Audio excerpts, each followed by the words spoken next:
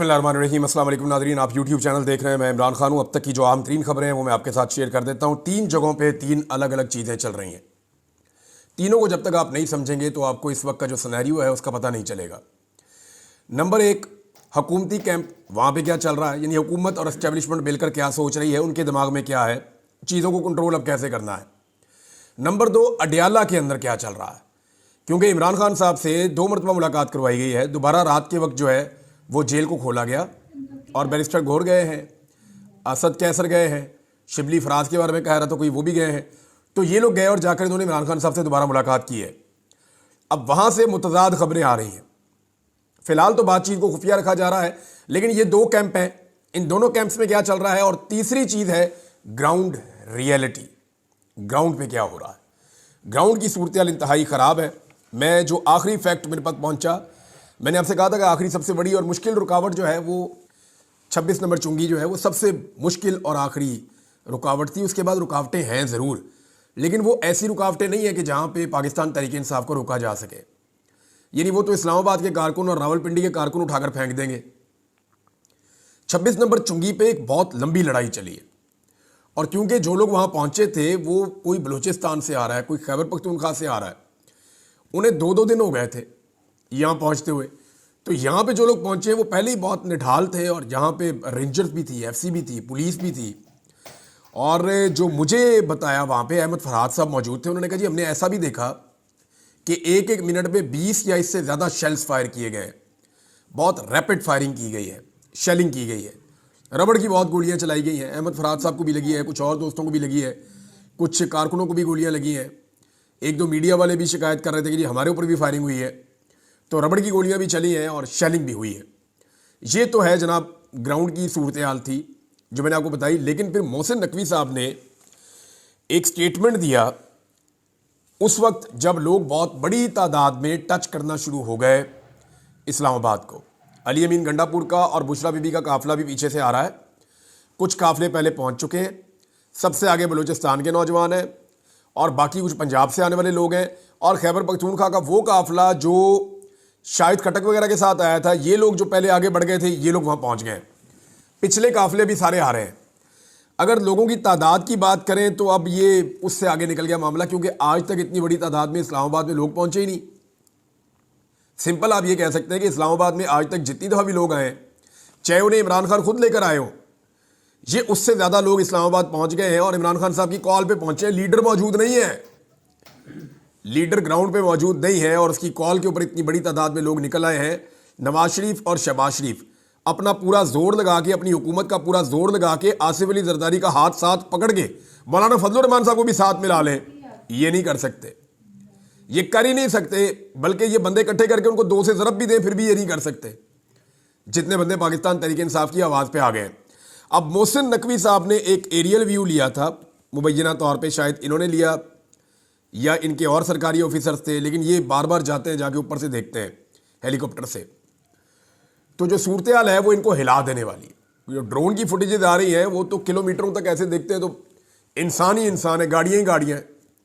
तारीख का सबसे बड़ा काफिला चला हुआ और इस्लामाबाद की तरफ जा रहा है। सारी रुकावटें उन्होंने उखाड़ दी हैं रास्ते में से, हर चीज़ उन्होंने, वो आग का दरिया अबूर करके आए हैं, लेकिन वो पहुँच गए। अब जो फ्रंट पे लोग हैं उनमें बहुत बड़ी तादाद कबाइलियों की भी थी, जो 26 नंबर के ऊपर पुलिस को और रेंजर्स को हटाने की कोशिश कर रहे थे। साइडों से पाकिस्तान तहरीक इंसाफ आगे बढ़ना शुरू हुई दोनों तरफ से, लेकिन बात बन नहीं रही थी। फिर अलीमा खान साहिबा रावलपिंडी के क्राउड को लेके, वहां के नौजवानों को लेकर 26 नंबर चुरंगी या तरनौल का इलाका जो उसकी बैक साइड से आई।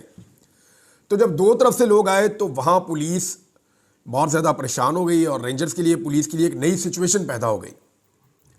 मोहसिन नकवी साहब जो है उन्होंने उस वक्त एक धमकी जारी की, और जो उन्होंने धमकी दी, मैं चाहता हूं कि वो धमकी मैं आपको सुनवाऊं ताकि आपको पता चले कि उन्होंने क्या कहा और उस धमकी के बाद हुआ क्या। ये कोई छोटी बात नहीं है, ये एक बड़ा इंसिडेंट है जो हुआ है और ये डेलिबरेटली हुआ है। ये ज़रा आप मोहसिन नकवी साहब को सुने कि उन्होंने क्या कहा। वहाँ पे हमारे लिए अभी भी रेंजर्स के पास कितना देर लगती है कि हम वहाँ पे 5 मिनट फायरिंग होनी है तो उसके बाद वहाँ बंदा नजर नहीं आएगा, लेकिन हम लोग कह रहे हैं सबर सबर सबर। ये मोहसिन नकवी साहब की धमकी दी कि जी 5 मिनट फायरिंग हमने करनी है रेंजर्स को बुला के। उसके बाद वहाँ कोई बंदा नज़र नहीं आएगा। ये मोहसिन नकवी साहब आपकी खाम ख्याली है। और ये कौम जाके इंडिया के साथ लड़ती रही है। ये वो पश्तून है जिन्होंने आज़ाद कश्मीर जो आज आपके पास है पाकिस्तान में, जिसको आज आप डिसोन कर रहे थे, वो आज़ाद कश्मीर इन्होंने छुड़वाया हुआ है। बुज़दिल थोड़ी है मोहसिन नकवी साहब, वो पाकिस्तानी है, दलेर लोग हैं। आप गोलियां चलाकर देख लें, गोलियां आपने मारी भी हैं। मोहसिन नकवी के इस स्टेटमेंट के बाद स्ट्रेट फायरिंग होती है।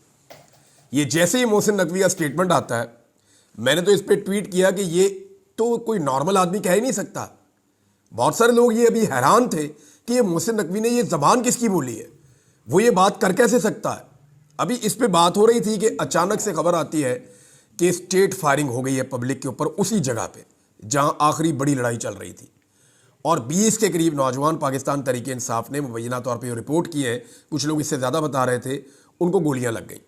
और ये जो स्टेट बुलेट्स लगी हैं, इनसे अभी तक किसी की जान जाने का वाकया तो नहीं अभी तक रिपोर्ट हुआ, लेकिन ये रिपोर्ट हुआ है कि लोगों को गोलियां लगी और गोलियां लगे हुए उनके ज़ख्म नज़र आ रहे हैं, सुराख, और उनको तिब्बी इमदाद के लिए फिर पीछे हटाया गया।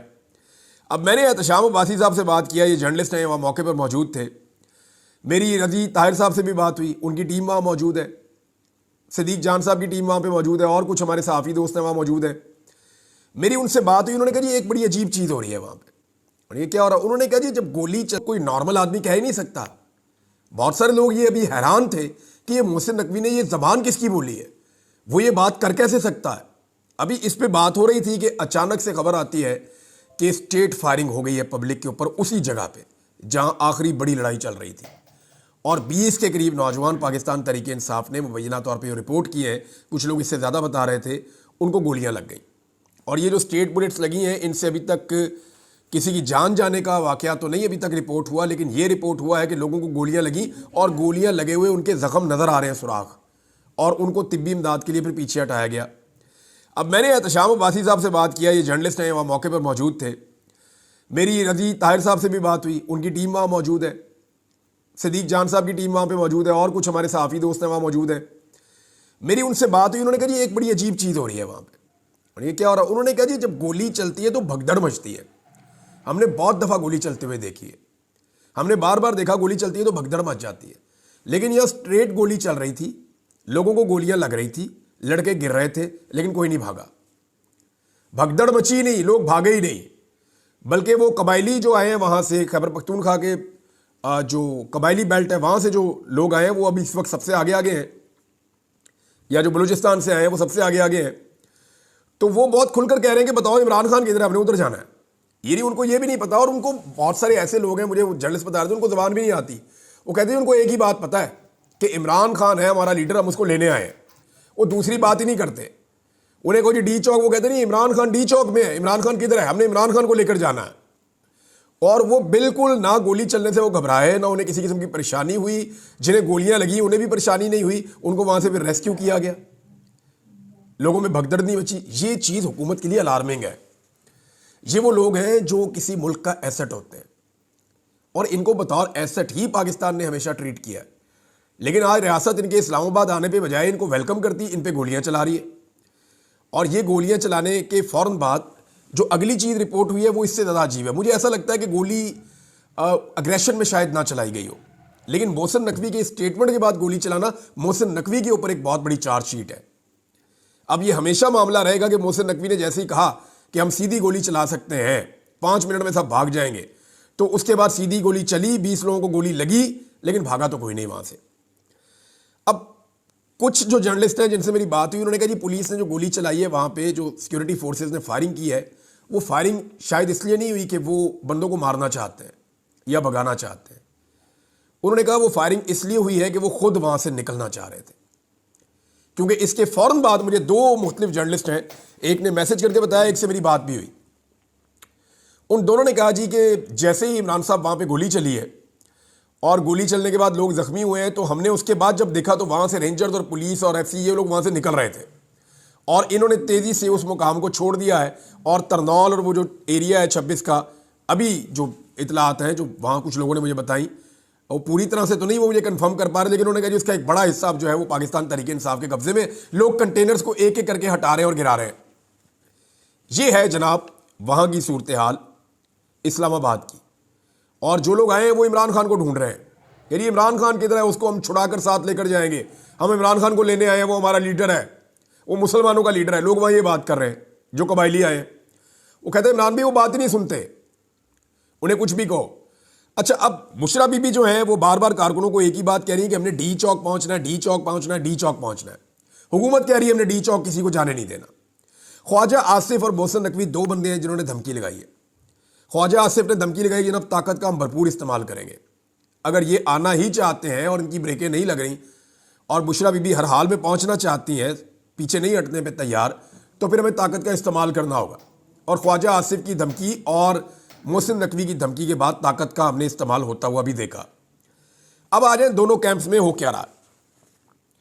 पहले आप ये देख लें कि हुकूमत ने ऑफर क्या किया। हुकूमत ने पहले ऑफर किया सुबह आप जाके मिलने, मुलाकात का दिन नहीं था, 2 घंटे मुलाकात हुई।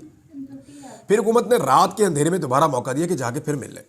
ये लोग जाकर दोबारा मिले, लेकिन हुकूमत ने जो ऑफर दी है अब वो ये दी थी कि जनाब आप जाकर मिलें और हम आपको जगह दे देते हैं संजानी में।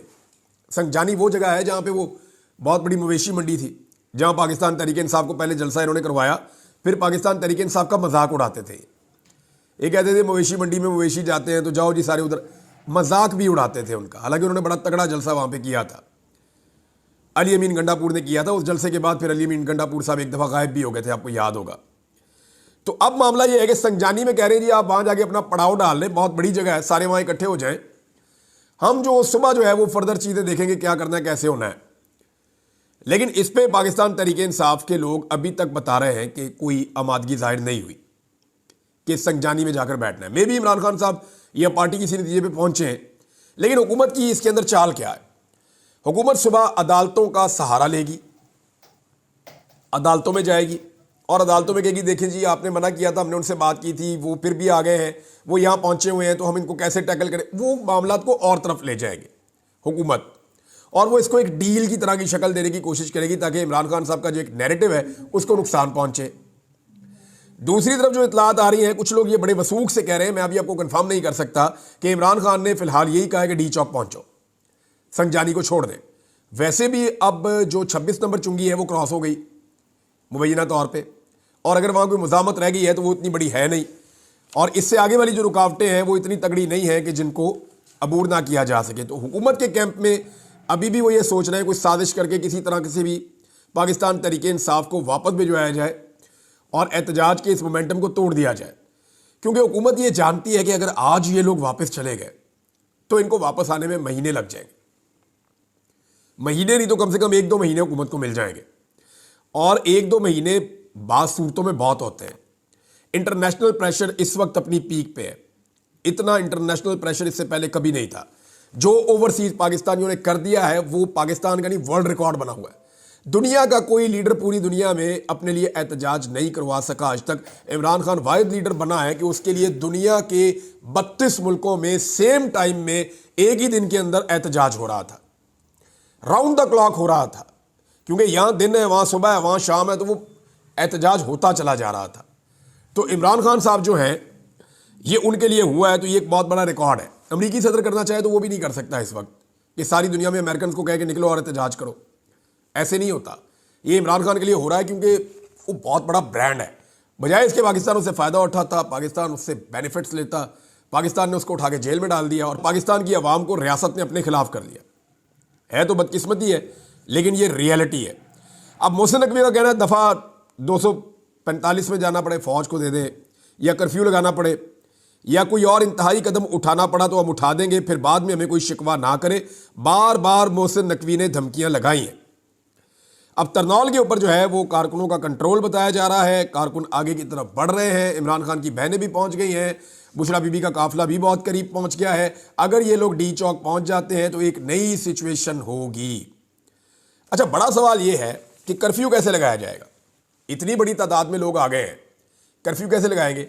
जो हुकूमत के लिए दूसरा बड़ा सरदर्द है वो ये है कि पंजाब से काफिले पहुंचना शुरू हो गए। देखिए ना, पंजाब में भी पुलिस की लड़ने की कैपेसिटी है ड्यूटी करने की, 10 घंटे, 20 घंटे, 30 घंटे। अब इस मामले को 2 दिन हो चुके हैं, तीसरा दिन अब शुरू हो रहा है। अब सारी सड़कें तो बंद रखी नहीं जा सकती, बहुत सारी खुल भी गई है, तो लोग धीरे धीरे निकल रहे हैं, 4-4, 6-6, 10-10 करके, 5 गाड़ियां, 4 गाड़ियों का काफिला। लोग निकल रहे हैं और इस्लामाबाद की जानिब जा रहे हैं। अब ये जो पंजाब से एक मूवमेंट चल रही है, तमाम शहरों से आहिस्ता आहिस्ता लोग इस्लामाबाद की तरफ आ रहे हैं, ये आने वाले 1-2 दिनों में तादाद बहुत बढ़ जाएगी। और अगर इमरान खान साहब किसी सूरत में अदालतों से जमानत मिलने की सूरत में बाहर आ जाते हैं तो फिर वो तारीख का सबसे बड़ा जलसा भी कर देंगे। लेकिन मामला यह है कि इस वक्त पाकिस्तान की रियासत, एस्टेब्लिशमेंट, हुकूमत कोई भी इमरान खान साहब पे एतबार नहीं कर पा रही। वो सारे डरे हुए हैं और हुकूमत ने डराया हुआ है। खासतौर पे मैं आपको साफ बता देता हूं, हुकूमत पाकिस्तान के बड़े बड़े लोगों को डराती है, आर्मी चीफ को भी डराती है कि इमरान खान आएगा तो आपकी नौकरी भी छीन लेगा, फलां को ये कर देगा, फलां को ये कर, सबको डराते हैं ये, ब्यूरोक्रेसी को भी डराते हैं ये, मिलिट्री को भी डराते हैं ये हुकूमत सबको डरा रही है कि इमरान खान आएगा, ये करेगा, वो करेगा। बुशरा बीबी ने मेरे ख्याल में इसीलिए ये स्टेटमेंट दिया है कि इमरान खान अपनी जात के हवाले से किसी से बदला नहीं लेगा और वो किसी से बदला लेना भी नहीं चाहता और वो इसमें बिलीव भी नहीं करता। ये बुशरा बीबी ने कहा तो मैं सोच रहा था ये क्यों कहा, तो फिर खबरें तो बहुत पहले से आ रही थी और ये मुख्तलिफ औकात में कहते भी रहे हैं कि इमरान खान आएगा तो फलां को नहीं छोड़ेगा, तो इसको नहीं छोड़ेगा, तो उसको नहीं छोड़ेगा, इसको ओहदे से हटा देगा, उसकी नौकरी खत्म कर देगा। तो ये खदशात लोगों के दिलों में बिठाए गए। अब बुशरा बीबी ने कोशिश की कि इस खदशे के ऊपर भी जो है वो थोड़ी ठंड डाली जाए और ये मामला भी जो है वो ख़त्म किया जाए, ये डर ख़त्म किया जाए। बहरहाल कमाल की इस्तकामत दिखाई है इमरान खान साहब की बीवी ने और इमरान खान साहब की बहनों ने। और अब इस वक्त जो हो रहा है वो ये हो रहा है कि रावलपिंडी और इस्लामाबाद के शहरी निकल आए हैं। वो खाना, पानी, कंबल, कपड़े और दीगर ज़रूरी सामान लेकर आ रहे हैं। लोग अपने वाईफाई पासवर्ड ख़त्म कर चुके हैं। जितने भी पाकिस्तानी वहाँ मौजूद हैं उनको इंटरनेट मिल रहा है और अडियाला का दरवाज़ा एक दिन में दूसरी मरतबा खोला गया है। हुकूमत 3 चीज़ें एक साथ कर रही है। एक तरफ वो कहती है बंदे नहीं निकले, दूसरी तरफ वो तमाम रुकावटें, फस्तायत, जबर, सारे बहुत कंडे इस्तेमाल करती है और तीसरी तरफ वो इमरान खान साहब की मिन्नतें भी कर रही है और पाकिस्तान तहरीक इंसाफ पे दबाव डाल रही है कि जाओ यार खान साहब को किसी बात पे मना लो। बार बार नई से नई ऑफर्स देकर भेज रहे हैं लेकिन ऑफर्स काम नहीं कर रही। इंटरनेशनल मीडिया इस पूरे इवेंट को लगातार रिपोर्ट कर रहा है और आलमी सतह पे इसकी बहुत बड़ी कवरेज हो रही है। ये जिस लेवल की कवरेज हो रही है ना, इसका इम्पैक्ट बहुत गहरा होगा और वो इम्पैक्ट आपको आने वाले दिनों में नजर आएगा। पाकिस्तान का जो लोकल मीडिया है या जिसको आप इलेक्ट्रॉनिक या प्रिंट मीडिया कहते हैं, वो इसके ऊपर किसी किस्म की कवरेज नहीं कर रहा। उनको बड़े सख्त अहकामात दिए गए हैं कि पाकिस्तान तहरीक इंसाफ की इतनी बड़ी मूवमेंट को आपने ग्लोरीफाई नहीं करना, आपने इसके बारे में नहीं बताना। लेकिन इंटरनेशनल मीडिया ने जो है वो ये सारी चीज़ें एक दफ़ा नहीं बार बार दिखाई हैं। इमरान खान साहब के 3 मुतालबात, नंबर 1 मैंडेट की वापसी, नंबर 2 बेगुनाह कैदियों की रिहाई, नंबर 3 26वीं आईनी तरमीम का खात्मा। अब क्या इमरान खान साहब इन तीनों मुतालबात से पीछे हट जाएंगे या फॉर द टाइम बीइंग अगर वो बाहर आ जाते हैं और वो अपने इन मुतालबात के ऊपर खुद एक तहरीक खड़ी करते हैं तो वो ज़्यादा मौसर भी हो सकती है। डिफरेंट किस्म की इमरान खान साहब को ऑफ़र्स मिली हैं और अभी और ऑफ़र्स भी मिलेंगी। ये मुज़ाकरात भी चलेंगे, ये एहतजाज भी चलेगा और मुझे नहीं लगता कि अब रियासत में इतनी सख्त है कि वो लोगों का ज़्यादा देर तक मुकाबला कर सके। अगर पाकिस्तानी इसी तरह डटे रहे तो अगले 1-2 दिन के अंदर गेम तब्दील हो जाएगी। लेकिन एक बात याद रखिएगा, पंजाब को निकलना पड़ेगा। अगर पंजाब से जैसे अब लोग निकल रहे हैं, थोड़े थोड़े करके आना शुरू हो गए हैं, उन्हें हौसला हो रहा है, उन्हें कॉन्फिडेंस मिला है, वो 2-2, 4-4 गाड़ियां करके निकल रहे हैं, अगर ऐसे भी निकलते रहे तो अगले 2 दिन के अंदर पंजाब बहुत बड़ा इम्पैक्ट डाल देगा और फिर बड़े काफिले जब निकलेंगे तो सूरत हाल बिल्कुल तब्दील हो जाएगी। अब तक के लिए इतना ही। अपना ख्याल रखिएगा, अपने इस चैनल का भी। अल्लाह हाफ़िज़।